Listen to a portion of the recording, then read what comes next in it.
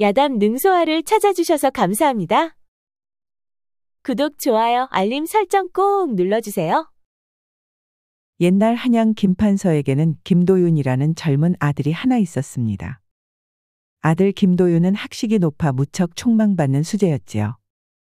어느 날 김도윤은 과거 시험을 앞두고 사랑채에서 책을 읽고 있었습니다. 창문으로 들어오는 봄볕이 그의 단정한 얼굴을 비추었고 먹향기가 은은히 퍼져 있었지요. 20살의 그는 당대 최고 학자들도 인정하는 지식을 갖추고 있었습니다. 그때 한 집사가 사랑채로 도윤을 찾아왔지요. 도련님, 대감께서 급히 떠나시며 서재에 서찰을 남기셨다 했사옵니다. 집사가 돌아가고 도윤은 아버지의 서재로 들어섰습니다. 평소 함부로 들어갈 수 없는 공간이었기에 그의 발걸음은 조심스러웠지요. 벽면을 가득 채운 서책들 사이에서 아버지의 서찰을 찾아보았습니다. 그런데 문갑이 제대로 닫혀있지 않은 것을 보게 되었지요. 저 문갑이 제대로 닫혀있지가 않구나. 호기심에 문갑을 살펴보던 도윤은 뒤편에 숨겨진 또 하나의 작은 서랍을 발견했습니다. 그 안에는 낡은 문서함이 있었고 그 속에서는 20해 전 날짜가 적힌 문서들이 나왔지요. 아니 이것은 윤상석 가문의 영모 사건 기록이 아닌가. 아니 그런데 문서를 읽어내려 갈수록 그의 얼굴은 점점 창백해져 갔지요. 문서에는 충격적인 내용이 담겨 있었습니다. 아니 이럴 수가. 내가 윤상서의 아들이라니. 그리고 아버지께서 우리 가문을 모함했다니. 방으로 돌아온 도윤은 밤새 잠을 이루지 못했습니다. 그의 마음속에는 혼란과 분노, 배신감이 뒤엉켜 있었지요. 그동안 존경했던 아버님이 자신의 친부모를 죽게 했다는 사실이 그를 충격에 빠뜨렸습니다. 20해 동안 나를 키우신 네가 내 친부모의 원수라니. 이 진실을 어찌 받아들여야 하는가. 새벽이 지나고 아침이 밝아올 때까지도 도윤은 뜬 눈으로 밤을 꼬박 새웠습니다. 그의 눈은 벌겋게 충혈되었고 마음은 갈기갈기 찢어지는 듯했지요. 이른 아침 김도윤은 충혈된 눈으로 후원을 헤매고 있었습니다. 어제 발견한 비밀로 인해 머릿속이 무척 혼란스러웠지요. 오늘이 과거 시험 준비일임도 잊은 채 봄꽃 사이를 정처 없이 걸었습니다. 20년 동안 나를 속이셨구나. 그런데 내 진짜 부모님이 역적이라니 도저히 믿을 수가 없다. 그런데 그때 새로 들어온 여종이 도윤의 모습을 보게 되었지요. 새로 들어온 여종 연희는 잠시 망설이다 조심스레 다가왔습니다. 도련님, 아침 이슬이 채 마르지 않았사옵니다. 옷이 젖을까 염려되옵니다. 도윤은 갑작스러운 목소리에 깜짝 놀라 뒤돌아보았습니다. 평소라면 하인에게 무심히 대답했겠지만 오늘은 그의 기분이 달랐지요. 내가 어찌 감히 내 걱정을 하는 것이냐. 너는 가서 내일이나 하거라. 도윤의 말에도 연희는 물러서지 않고 공손하게 고개를 숙였습니다. 그녀는 일반 여종들과 다르게 똘망똘망하고 총기 있는 눈을 가지고 있었지요. 도련님의 눈빛이 뭔가 걱정이 있어 보이옵니다. 무슨 일이 있으신지요? 나무라도 눈 하나 깜박하지 않고 물러서지 않는 여종을 보며 도윤은 놀라운 눈으로 연희를 자세히 보았습니다. 그녀는 단정한 차림의 여종이었지만 그 말투와 태도는 범상치가 않았지요. 보통 여종이라면 자신이 고심하는 모습을 못 본 채 지나쳤을 것을 연희는 그렇지를 않았습니다. 내가 감히 어찌 내 걱정을 하는 것이냐. 죄송하옵니다. 다만 제 어미가 말씀하시길 고통스러운 진실은 때론 선물이 될 수 있다 하셨지요. 그 말에 도윤의 눈이 커졌습니다. 마치 어제 자신이 발견한 비밀을 연희가 알고 있는 듯했지요. 그러다 보니 도윤은 연희에 대한 관심이 커졌습니다. 내 이름이 무엇이더냐? 연희라 하옵니다. 그래 연희야. 지금은 나도 머릿속이 복잡해 뭐가 뭔지 도통 모르겠다. 내가 나를 걱정해 주는 것은 고마우나 나는 내게 해줄 말이 없다. 그럼 도련님, 마음이 진정되시거든 제게도 말씀해 주십시오. 도윤은 연희가 여종답지 않게 나왔어도 더 이상 화를 내지는 않았습니다. 그래 알았다. 그러니 이제 너는 가서 내 할 일 하거라. 연희는 공손히 인사하고 물러갔습니다. 도윤은 그녀가 사라진 방향을 오래도록 바라보았지요. 그리고 며칠 후 도윤은 연희의 요청으로 하인들의 눈을 피해 창고 뒤편으로 몰래 향했습니다. 그는 창고 문 앞에서 잠시 망설였지요. 여종과 이런 곳에서 만나는 것이 과연 옳은 것인가? 그때 창고 안에서 조용한 기척이 들려왔습니다. 연희가 먼저 와 있었지요. 도윤은 주변을 살피고 조심스레 창고 문을 열었습니다. 도련님 어서 오셔요. 내가 내게 할 말이 있다 하여 왔다. 그것이 뭔지 어서 말해보아라. 연희는 잠시 침묵했다가 조심스럽게 입을 열었습니다. 도련님, 20년 전 윤상서 가문에 대해서 알고 계시는지요? 도윤의 얼굴이 갑자기 굳어졌습니다. 아무도 모르는 비밀을 여종이 어떻게 알고 있는지 무척 궁금했지요. 내가 어찌 감히 그런 걸 묻느냐? 너는 대체 누구인 것이냐? 제 어머니는 20년 전 윤상서 가문에서 종으로 일했다 했습니다. 그리고 저는 윤상서 가문이 억울하게 몰락했다는 이야기를 어머님한테 들었지요. 도윤은 놀라움을 감출 수가 없었습니다. 연희는 그 일에 대해서 잘 알고 있는 듯 하였지요. 그래서 내 어미는 무엇을 어디까지 알고 있다더냐? 윤상서께서는 역적이 아니라 개혁을 하려 했다 했습니다. 그런데 그 개혁이 누군가에게는 위협이 되었다 했지요. 도윤은 자신의 친부모님에 대한 이야기이다 보니 연희의 눈을 똑바로 보면서 경청했습니다. 그래서 어떻게 되었다 했느냐? 윤상서 대감께서는 조정에서 유일하게 개혁을 추진하시다가 영모에 휩쓸렸다 했습니다. 그런데 그 영모는 조작된 모함이라 말씀하셨지요. 그 다음에는 어떻게 되었느냐? 그 후로 윤상서 가문은 몰락했고 그에게는 젖도 떼지 않은 아들이 하나 있었다 했지요. 그리고 그 아들을 김판서가 데려갔다 했습니다. 여종 연희가 이야기하는 모든 것이 자신이 아버지 서재에서 보았던 내용들과 모두 일치했습니다. 그럼 일단 당시의 그 영모 사건에 대한 기록부터 자세히 알아봐야겠다. 정말 나의 친부가 모함을 당한 것이라면 너무 억울한 일이 아니겠느냐? 그렇지요. 저도 이 집에 오게 되면서 어머님께 그 이야기를 듣게 되었습니다. 어머님께서는 도련님 걱정을 참 많이 하셨지요. 그래 이제라도 진실을 알 수 있게 되어 다행이다. 그런데 진실을 파헤치다 보면 위험할 수도 있다. 그래도 내가 나를 도울 수 있겠느냐? 힘껏 돕겠습니다. 어머님께 도련님 가문의 이야기를 듣고 저 또한 가슴이 많이 아팠답니다. 두 사람은 자연스럽게 하나의 진실을 파헤치는 공동의 목적을 갖게 되었습니다. 그러다 보니 서로의 경계는 없어지고 이제는 동지가 된 느낌이었지요. 연희의 신부는 비록 여종이지만 연희는 전혀 여종 같지가 않았습니다. 연희는 똑똑했고 주관이 확실한 매력적인 여성이었지요. 도윤은 왠지 그런 연희에게 마음이 끌리는 것을 느낄 수 있었습니다. 지금까지 단 한 번도 느껴보지 못한 느낌이었지요. 친부의 억울한 죽음을 밝혀야 하는 일을 같이 하게 된 연희는 동료를 넘어서 연인 같은 느낌이었습니다. 그런데 그들이 알지 못하는 사이 행랑채 쪽에서 한 그림자가 그들의 만남을 지켜보고 있었지요. 다음 날 저녁 도윤은 동문 수학하던 선배 박대수를 주점으로 불러냈습니다. 박대수는 의금부 관원으로 있었지요. 도윤은 해당 사건을 조사한 의금부에 들어가 사건 기록을 찾아봐야겠다고 생각했었습니다. 아니 자네가 어쩐 일인가 나를 다 불러내고. 형님께 긴히 부탁할 게 하나 있습니다. 아니 다 가진 자네가 내게 부탁할 게 무엇이란 말인가? 20년 전 사건 기록 하나를 한번 찾아보고 싶습니다. 아니 자네가 무슨 일로 오래된 사건 기록을 보고 싶다는 것인가?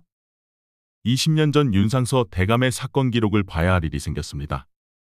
윤상서 대감의 영모 사건이라 갑자기 자네가 왜 그 사건에 관심을 갖는지 모르겠군. 자세한 것은 훗날 따로 말씀드리겠습니다. 그래 알았네. 자네라면 믿을 수 있으니 내 오늘 밤 뒷문을 열어줌세. 고맙소 형님. 그날 밤 김도윤과 여종 연희는 술라군을 피해 의금부 뒷문으로 향했습니다. 그리고 뒷문을 살짝 밀어보니 문이 열렸지요. 두 사람은 뒷문을 통해 사건 기록실로 향했습니다. 그리고 촛불을 밝혀 20년 전 사건을 찾아보기 시작했지요. 그렇게 한참을 찾다 보니 여종 연희가 말했습니다. 여기 있습니다, 도련님. 아니 내가 글도 읽을 줄 아느냐? 그렇사옵니다. 읽는 것은 기본이고 쓸 줄도 압니다. 그렇구나. 내가 보통이 아닌 줄을 알았다만 이 정도일 줄은 몰랐구나. 도윤은 연희가 찾은 문서들을 하나씩 펼쳐보았습니다. 그러자 충격적인 내용이 드러나면서 도윤의 손이 떨렸지요. 이것은 김판서께서 윤상서 대감을 고발하고 증언한 내용이 아니옵니까? 그뿐만이 아니다. 윤상서 대감을 처형 후 재산과 토지를 김판서가 모두 차지했다는 기록도 있다. 사건 기록을 모두 살펴본 두 사람은 얼굴이 창백해져 있었습니다. 정황상 김판서가 윤상서 대감에게 영모 사건을 뒤집어 씌워 그를 모함한 게 분명했지요. 그로 인해 그는 정적을 제거하고 그의 재산까지 모두 김판서가 차지한 게 분명했습니다. 두 사람은 조용히 뒷문을 통해 의금부를 빠져나왔지요. 그들의 충격은 쉽사리 가시질 않았습니다. 점점 사건의 전말이 뚜렷해지는 것 같다. 이제 다음은 윤상서 대감의 옛 가신들을 찾아봐야겠다. 그런데 그들이 모르는 사이 어둠 속에서 그림자 하나가 그들의 행동을 지켜보고 있었습니다. 그리고 그 그림자는 서둘러 김판서 집을 향해 움직였지요. 다음 날 한낮 김도윤은 의금부에서 가져온 문서를 꺼내 다시 살펴보고 있었습니다. 그의 마음은 무척 찹찹하고 무거웠지요. 아니 그런데 오늘따라 하인들의 표정과 눈빛이 완전 달라 보였습니다. 그런데 그때 오랫동안 김판서 가문을 섬겨온 이 집사가 도윤을 찾아왔습니다. 그는 평소와 달리 근심 걱정이 있는 눈빛이었지요. 도련님, 요새 걱정되는 게 있으신지요? 이 집사, 그것은 왜 묻는 것이요? 집사 이한수는 잠시 망설이다가 문 밖을 살핀 후 낮은 목소리로 말했지요. 도련님, 때로는 묻혀있는 것들은 그대로 두는 것이 모두를 위한 길이 될 수도 있사옵니다. 집사는 뭔가 알고 있는 듯 조심스럽게 말했습니다. 이 집사는 뭔가를 알고 있는 것이요? 요새 도련님께서 과거 시험에 만전을 기하지 않으시는 것 같아 판서대감께서도 걱정이 많으십니다.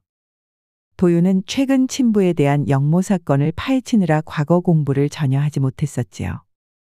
아버님께는 걱정 말라 전하거라. 한편 여종 연희는 부엌에서 일하면서 다른 하인들이 수군거리는 소리를 들었습니다. 그들은 연희가 다가가면 말을 멈추고 경계를 하였지요. 새로운 계집은 가까이 하지 말거라. 화를 부를 것이다. 그 말에 다른 하녀들은 연희를 피해 다녔지요. 연희는 불안한 마음으로 물동이를 들고 밖으로 나왔습니다. 그녀는 다른 여종들이 자신을 경계하는 이유를 알 것 같았지요. 그러다 보니 연희는 도련님을 만나는 것이 무척 조심스러울 수밖에 없었습니다. 한편 도윤은 외출했다 돌아왔을 때 누군가 자신의 방을 뒤졌다는 것을 알 수 있었지요. 누군가 그의 방에 드나든 흔적이 있었고 숨겨두었던 문서들의 위치가 달라져 있었습니다. 누군가 내 방을 뒤졌구나. 그는 문서를 더 안전한 곳으로 옮겨야겠다고 생각했습니다. 같은 시각 연희는 하녀들의 숙소에서 자신을 향한 적대적인 시선을 느끼며 밤잠을 이루지 못했지요. 두 사람 모두 머지않아 무슨 일이 벌어질 것 같은 느낌에 왠지 불안한 마음이 들었습니다. 다음 날 아침 김도윤이 서책을 들고 회랑을 걷고 있을 때 누군가 갑자기 그의 어깨를 툭 쳤습니다. 돌아보니 양부 김판서의 조카 김도령이 환한 미소를 짓고 있었지요. 아우야, 요즘 어찌 그리 얼굴이 어둡더냐? 과거 준비가 잘 안 되느냐? 도윤은 순간 긴장되었습니다. 김도령은 어릴 적부터 그를 못마땅해 했었는데 지금 갑작스러운 친절은 뭔가 의심스러웠지요. 형님, 그저 공부에 열중하느라 그러하옵니다. 아우야, 내 안위를 걱정된다. 괜히 쓸데없는 일에 시간 낭비 말거라. 김도령의 말에는 경고의 의미가 담겨 있는 듯했습니다. 그 말에 도윤은 긴장이 되었지요. 도윤은 김도령이 밖으로 나간 후 우연히 담장 너머로 그들의 대화를 엿듣게 되었습니다.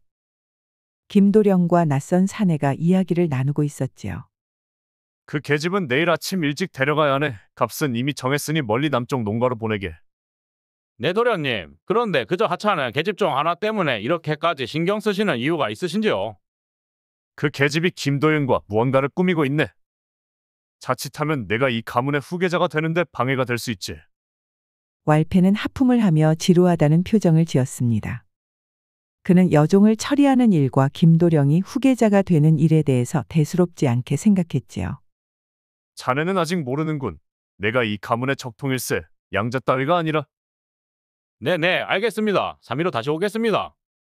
그 말을 듣고 도윤의 가슴이 철렁 내려앉았습니다.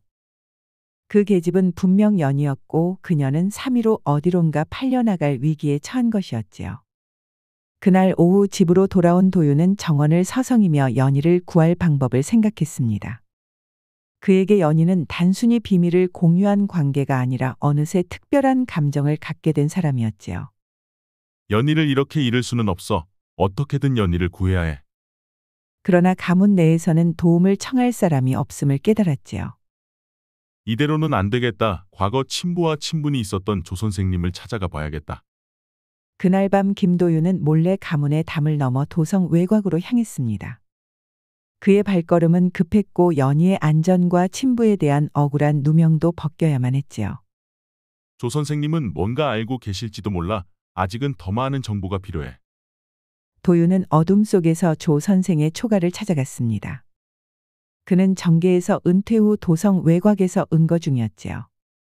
아니 자정이 넘은 시각에 찾아오는 젊은이는 누구인가?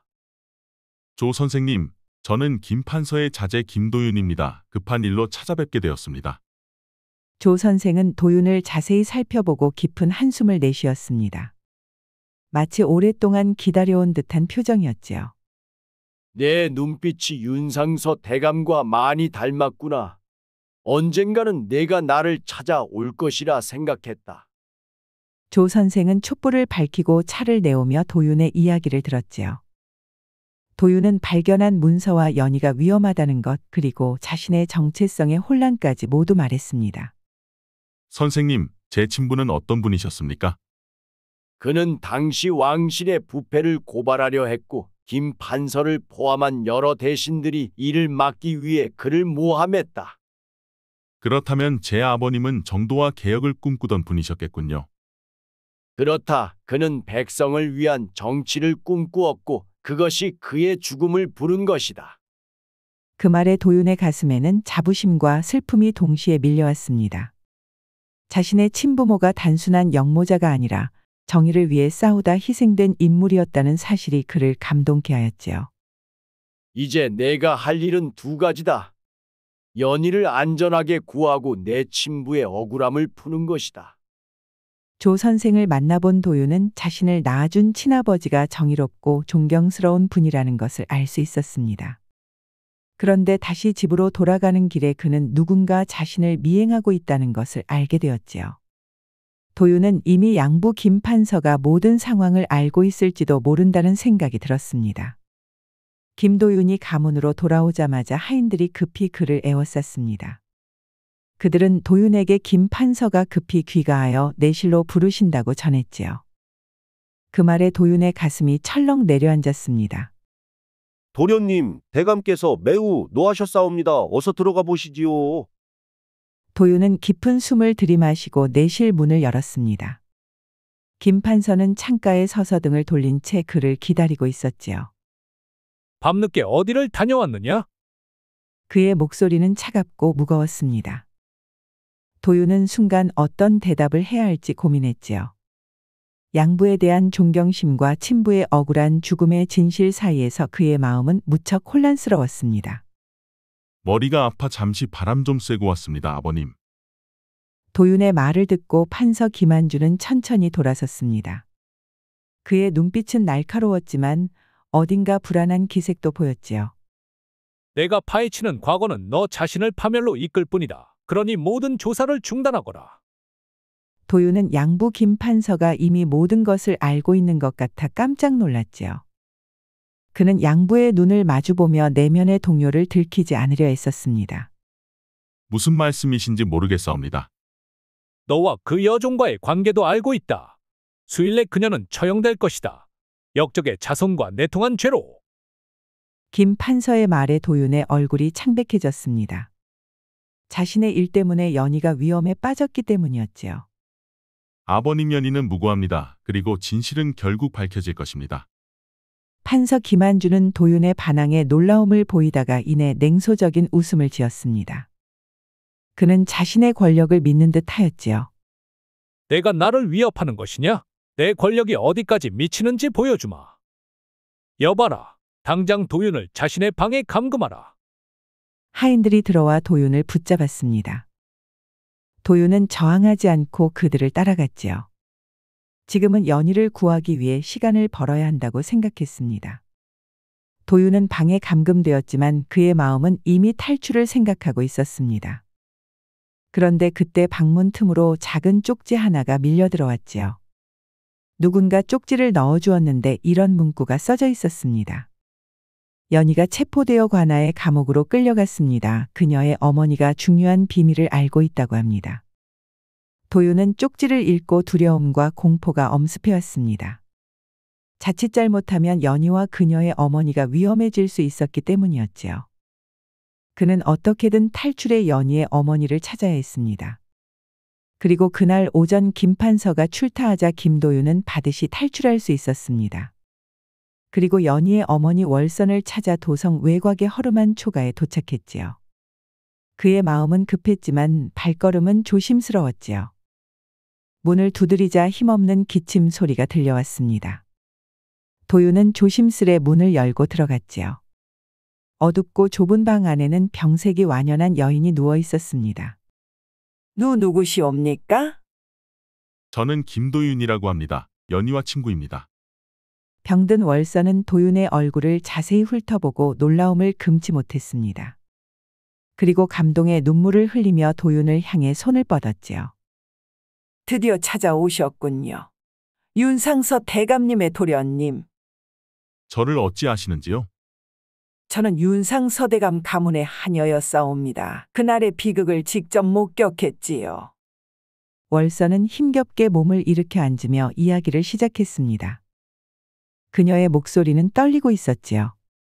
김 판서는 윤상서 대감의 개혁 정책을 막기 위해 거짓 증거를 조작했습니다.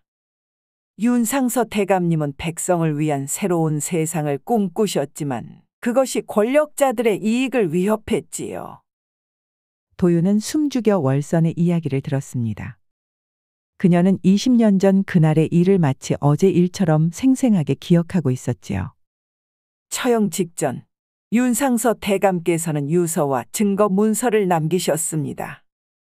그것은 지금도 북악산 기슭 옛 사당 뒤편 돌 아래에 숨겨져 있을 것입니다. 그리고 연희는 윤상서 대감의 측실 하녀의 딸이옵니다. 윤 대감께서는 딸처럼 여기셨지요. 헌데 가문이 몰락하던 날 그의 어미도 죽어 저는 그 아이를 데리고 도망쳐야 했습니다. 그날의 일이 참으로 참혹했었나 보군요. 그렇습니다. 그래서 20해 동안 저는 연희와 신분을 숨기고 살아왔습니다. 하지만 언젠가는 진실이 꼭 밝혀져야 한다고 생각했지요. 월선은 마지막 힘을 다해 도윤의 손을 꼭 잡았습니다. 그녀의 눈에는 슬픔과 감동이 함께하였지요. 도련님, 제발 연희를 지켜주십시오. 그 아이는 똑똑하고 착한 아이입니다. 알겠습니다. 연희도 구하고 반드시 진실을 밝혀내겠습니다. 김도윤은 월선의 집을 나와 북악산으로 향했습니다. 하늘에서는 갑자기 비가 쏟아지기 시작했고 번개가 산을 밝혔지요. 도윤은 북악산으로 향하면서 수많은 생각이 들었습니다. 내가 천한 신분의 여인을 사랑해도 과연 괜찮은 것인가? 또한 양부를 배신하는 것이 옳은 일일까? 도윤의 발걸음은 무척 무거웠습니다. 20년 동안 자신을 키워준 양부에 대한 의리와 친부모를 억울한 죽음에 이르게 한 분노가 크게 충돌했지요. 지금의 아버지 김판서는 나를 키워주셨고 또 내 친부모를 죽음에 이르게 하셨다. 나는 이런 상황을 어찌 받아들여야 한단 말인가?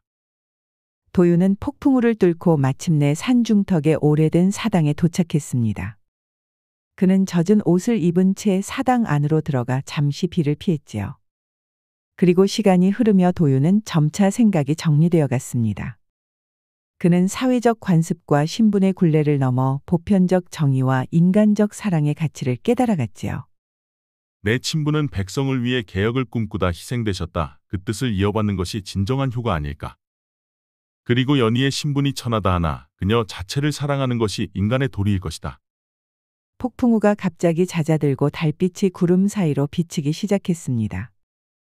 도윤은 이를 하늘의 계시로 여기고 사당을 나섰지요. 이제 나는 결심했다. 진실을 밝히고 연희를 구하며 친부모의 명예를 회복하리라.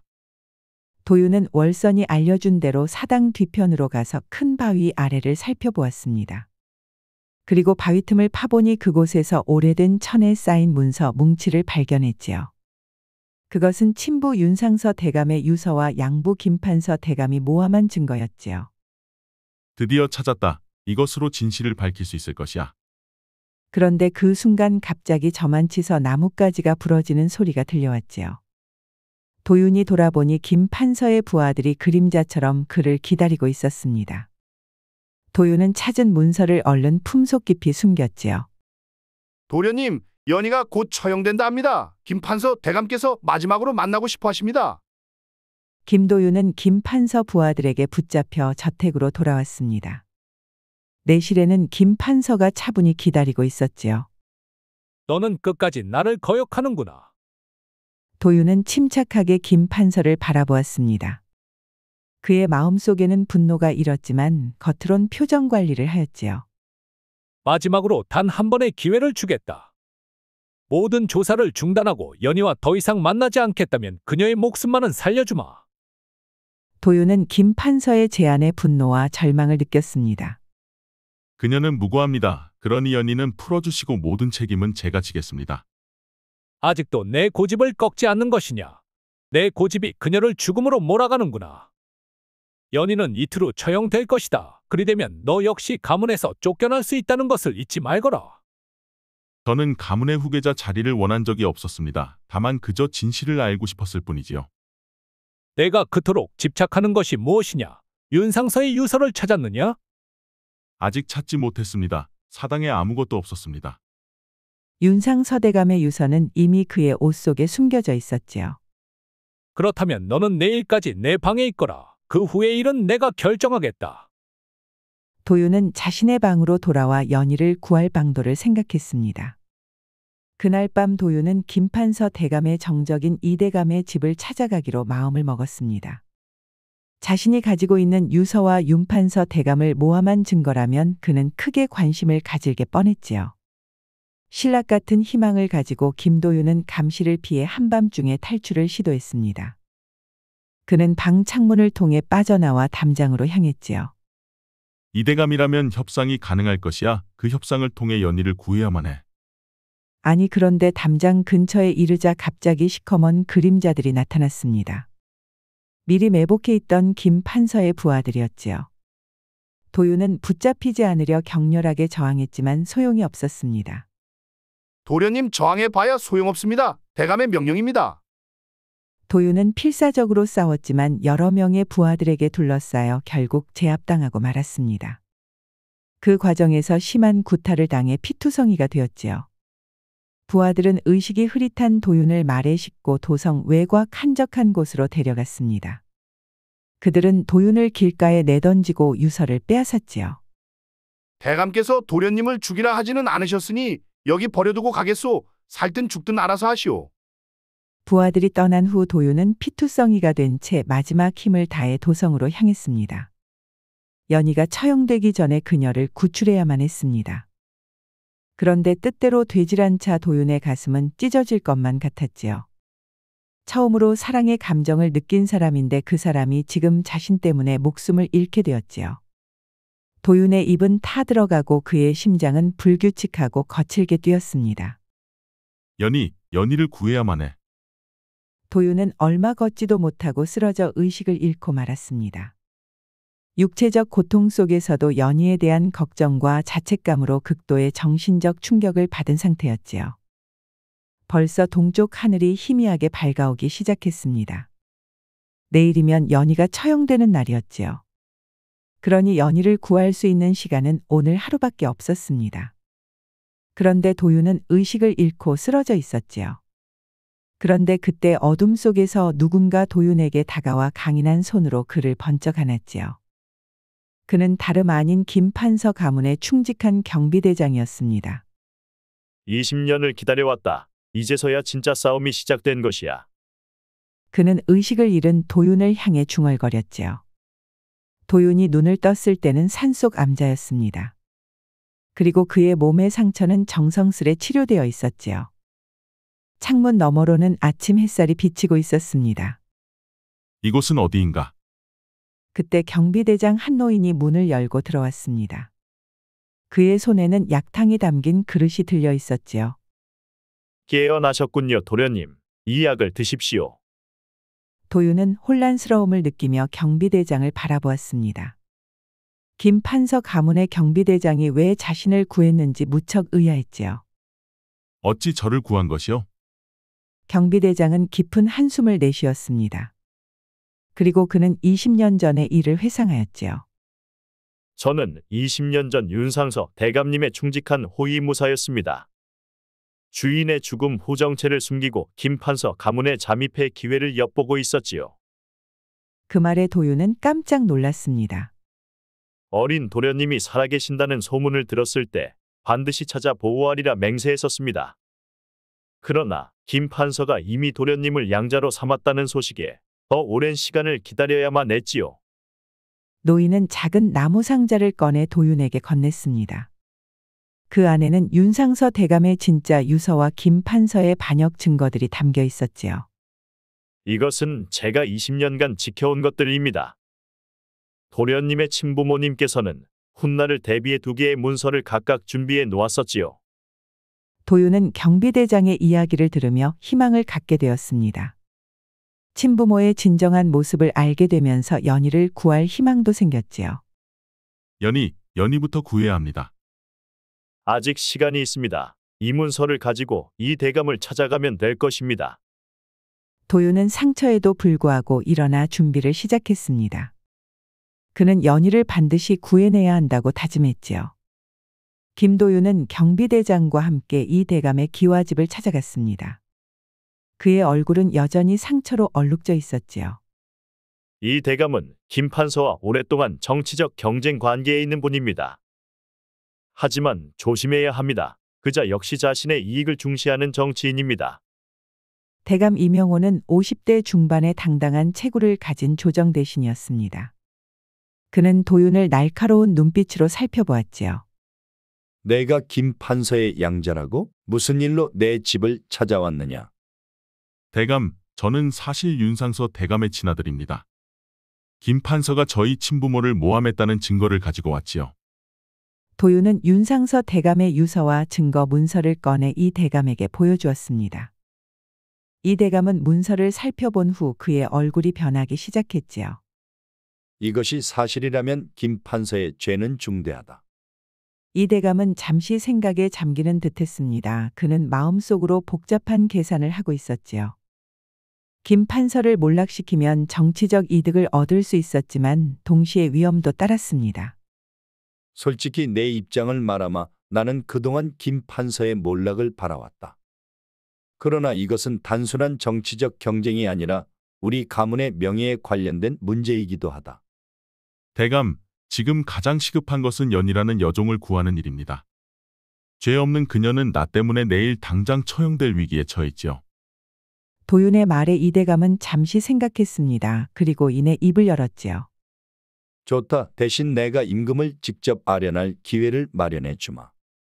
고맙습니다, 대감. 그날 오후 이 대감은 도윤을 데리고 임금을 찾아갔습니다. 전하, 중대한 사안이 있어 급히 찾아왔나이다. 어서 말해보라. 전하, 신은 20년 전 영모로 처형된 윤상서 대감의 아들 도윤이옵니다. 오늘 전하께 중대한 진실을 아뢰고자 이렇게 찾아왔나이다. 20년 전 김판서는 선친 윤상서를 모함하여 영모죄로 몰아 처형시켰습니다. 이것이 그 증거이옵니다. 도윤은 윤상서의 유서와 김판서의 범죄 증거를 제시했습니다. 임금은 문서를 살펴보며 깊은 생각에 잠겼지요.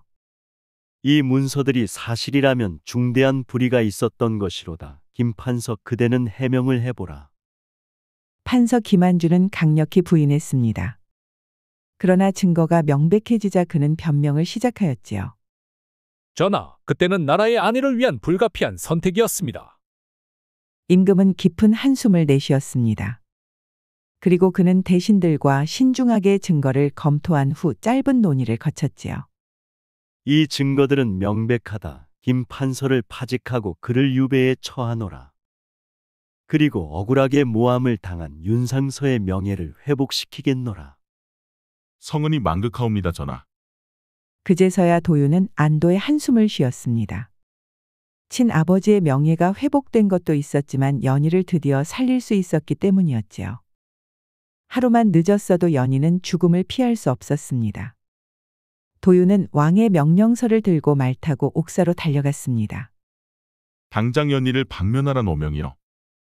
옥사의 관리들이 놀라 도윤을 보았습니다.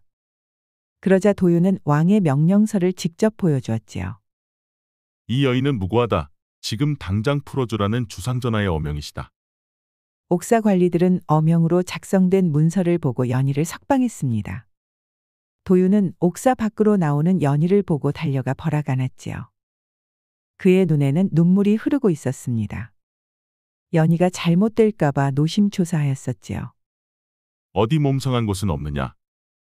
도련님께서 정말 해내셨군요. 도윤은 연희의 얼굴을 한번 살피고 다시 감격에 포옹을 하였지요. 이제 괜찮아. 모든 것이 밝혀졌어. 이 모든 게 모두 내 도움 덕분이다. 도윤의 옆에는 경비대장 한노인이 두 사람을 보호하며 서 있었습니다. 마침내 20년 전의 진실이 밝혀지고 정의가 실현되는 순간이었지요. 경비대장 한노인도 감격에 겨워 눈물을 흘렸습니다. 며칠 후 김도윤과 연희는 나란히 무릎을 꿇고 임금 앞에 엎드렸습니다. 그 뒤로는 대감 이명호와 은퇴학자 조선생 그리고 경비대장 한노인도 자리에 함께했지요. 임금은 윤상서 대감의 혐의를 벗기는데 일조한 사람들을 특별히 불러 그들의 노고를 치하였습니다. 윤상서의 아들 도윤, 그대의 용기와 지혜로 오랜 불의가 바로잡혔노라. 이제 그대의 본래 성씨와 가문을 되찾고 빼앗긴 재산도 모두 원상복구시켰노라. 그대는 아버지의 뒤를 이어 조정에 나와 충신이 되어 나라를 위해 일해줄 것을 당부하노라. 성은이 망극하옵니다, 주상전하. 김도윤은 깊이 고개 숙여 임금에게 큰절을 하였습니다. 20년 동안 감추어진 진실이 밝혀지고 모든 게 회복되는 순간이었지요. 임금은 미소를 지으며 도윤에게 특별 과거에 응시할 기회를 주겠다고 약속했습니다. 아버지의 뒤를 이어 조정에 출사할 수 있는 길이 열린 것이지요. 또한 연희는 윤상서 측실 하녀의 딸로 이번 일에 공이 크다 하여 양반의 신분을 하사하노라. 연희는 임금이 내린 양반 신분에 눈물이 고였습니다. 그녀는 평생 천한 신분으로 살아왔기에 갑작스러운 양반이 뜻밖의 큰 선물이었지요. 전하의 은혜 평생 잊지 않겠나이다. 임금은 도윤과 연희의 관계를 이미 알고 있었습니다. 임금은 의미심장한 미소를 지으며 두 사람을 바라보았지요. 목숨 건 진정한 사랑을 나눈 그대들의 혼인을 특별히 허락하노라. 성은이 망극하옵니다, 주상전하. 그 일이 있고 몇 달 후 도윤과 연희는 윤상서 대감 가문의 옛 저택으로 들어갔습니다. 이제 이곳이 우리가 살 집이요. 비록 주상전하께 선수를 빼앗기긴 하였지만 그동안 가슴에 품은 말이 있어. 낭자, 그대를 내 목숨을 바쳐 진심으로 사랑하오. 나와 혼인해 주시겠소. 그 말에 연희의 눈에서는 눈물이 흘렀습니다. 천한여종에서 양반이 되었고 이제는 양반 부인이 되는 순간이었지요. 좋아요, 도련님. 도련님은 이미 제겐 둘도 없는 분이었습니다. 저는 지금 이 순간이 꿈을 꾸고 있는 듯 합니다.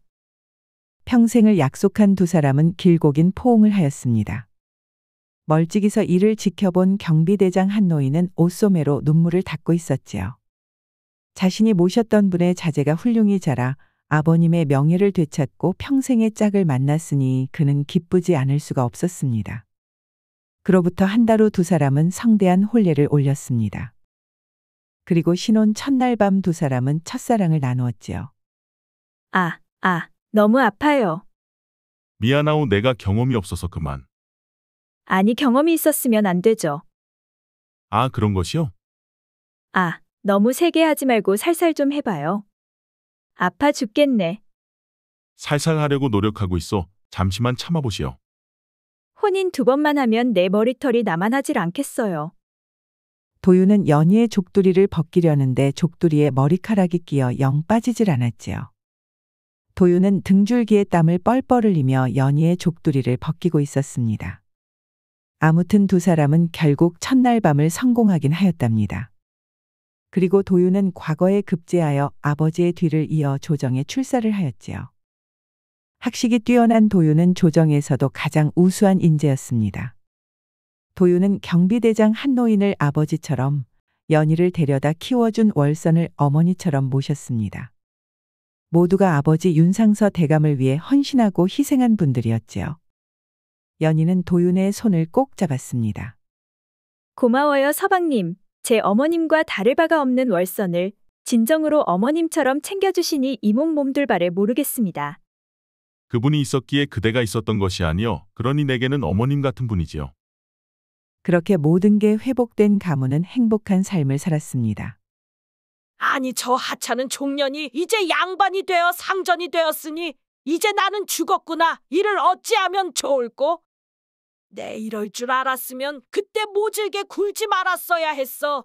아이고 내 팔자야. 아, 그러게 심보를 곱게 썼어야지.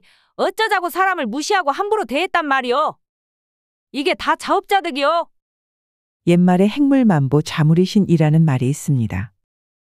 거만하게 걷지 말고 앉을 때 몸을 기대어 앉지 말라는 말이지요. 이는 항상 자신을 낮추고 상대를 존중하며 겸손하란 의미를 가지고 있습니다. 이것만 보아도 옛 성인군자들은 인품뿐만이 아니라 사소한 행동들도 기품 있게 행동하며 예절을 중시했다는 것을 알 수 있지요. 최근 외국인들이 늘고 있는 시점에서 우리만의 전통적인 예의와 상호 존중 문화가 희석되고 있는 것 같아 안타까운 실정입니다.